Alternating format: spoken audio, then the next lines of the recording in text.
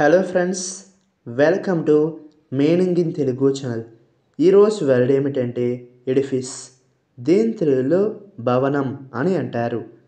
దీన్ని నౌన్కి చూసేటప్పుడు ఈ డెఫినేషన్ ఉపయోగిస్తాం. A building, especially a large imposing one.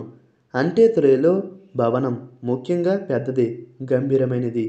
దీనికి సంబంధించిన కొన్ని ఎగ్జాంపుల్ చూద్దాం.